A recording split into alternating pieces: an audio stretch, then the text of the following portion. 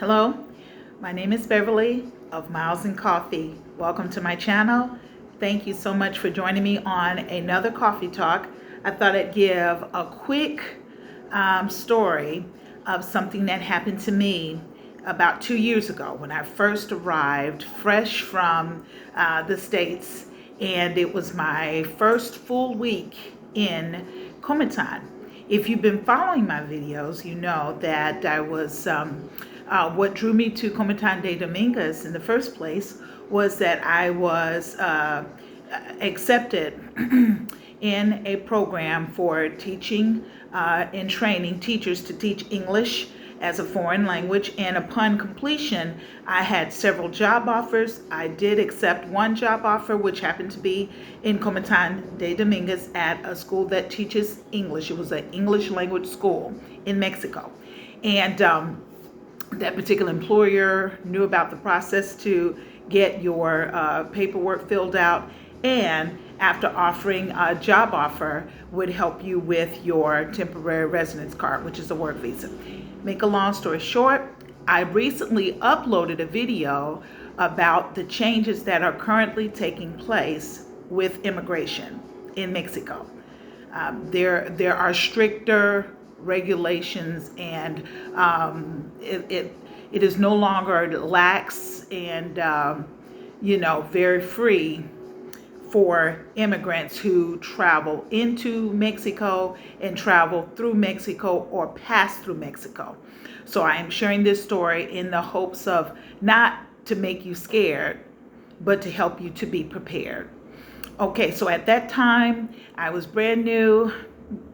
I knew very little Spanish, only hello, literally, that's all. My Spanish is improving. I now have a tutor because I realize this is of utmost importance.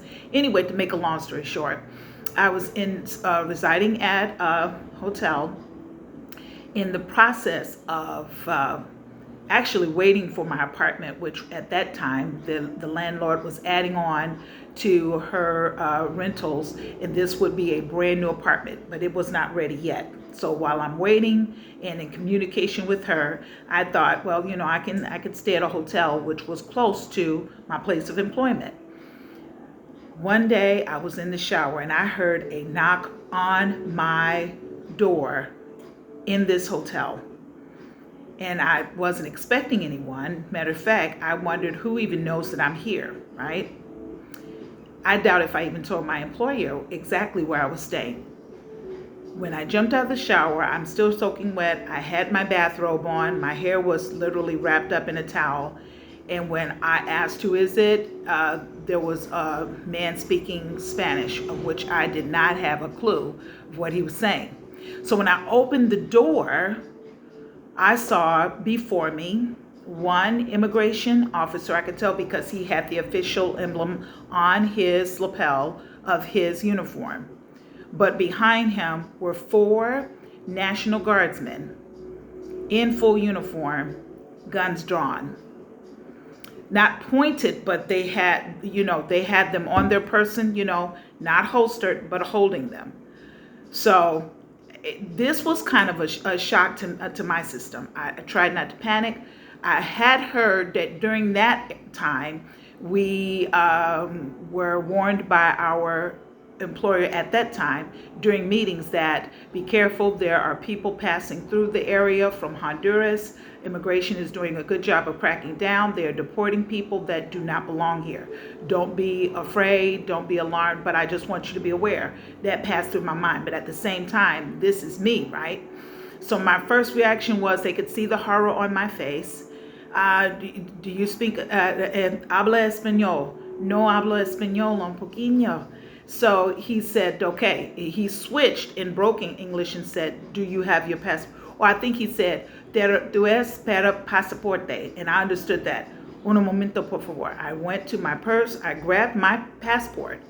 He said, do you have an airline ticket? No, I didn't have the ticket because remember I had been staying at that hotel probably 5 days. This is my first full week. So I didn't keep the ticket stub, right, from the airline. No, only my passport. I didn't tell him why I was there because at that time I had not received my work visa. So he didn't need to know that I am a tourist. I told him that. When I showed him the passport, he could see that it was blue. He opened it. He could see my name in the passport. He could also see the little card that you do receive upon entering the country. And at that time, it had stamped on there 180 days, right? So you are from America. I said, yes, I'm American. Okay, thank you. Why are you here? I'm a tourist. So he gave me the passport back. And he said, no problem. Matter of fact, he took a picture of my passport. His demeanor totally changed once he saw that this was a blue passport from America, and he could verify my time that I was supposed to be staying in Mexico, and that my passport was valid, all of that. Have a nice day. Thank you for your time. Have a good day, right? And at that time, I relaxed, he relaxed. I immediately called a friend whose father-in-law, her husband's father, had been in the military, and she said, oh, let me check and see what's happening. Don't worry, don't panic. In other words, don't run to another hotel, because then it looks like you're guilty of something. I just tried to calm down, finished doing my hair, and within minutes, that person called back and said, Beverly, they are actively checking for people that are illegal, and they're passing through, or they're coming here from crossing the border from Honduras or from Guatemala. And she said not to worry. They saw that you were American, but my father-in-law was able to verify that they are actively checking all hotels. That story, that happened to me 2 years ago. Now they have upped the game. At that time, 2 years ago, the immigration was a little bit more lax, with 180 days almost being guaranteed if you were passing through. That is no longer the case. 180 days is no longer guaranteed. And during that time, I always kept my passport either in a safe location at the hotel or at my apartment. And I would just carry color copies of my residence, my passport, and then upon receiving my residence card, I carried that. Now I carry the actual passport and my card, my temporary card, or my tourist visa, which is folded and put inside my passport. I carry those original. I even have my American driver's license, even though I don't drive at all, but that's to verify me, credit cards and everything with my name that matches what the information on my passport. Why? Because should I be stopped or asked, do you have your passport? I could show that the original document, not a copy, because a copy you could be sent to a detention center. But I now carry my original documents. I have a very secure bag with some pockets that are supposed to be anti-theft. Nobody knows I'm carrying but me. But should I be stopped, I have that readily available. So I am encouraging you. As a matter of fact, I'm strongly recommending to anyone who is in the process of traveling through Mexico or within Mexico to have your documents readily available. There are checkpoints when you're traveling through on those tourist buses, or on what they call colectivos, or just the combis that go from state to state within Mexico. You may be stopped at a checkpoint and asked to show documentation so that they can see the amount of days that you have been granted on your tourist visa, and also the status of your passport. Is it valid? Is it still okay? Has it not expired, right?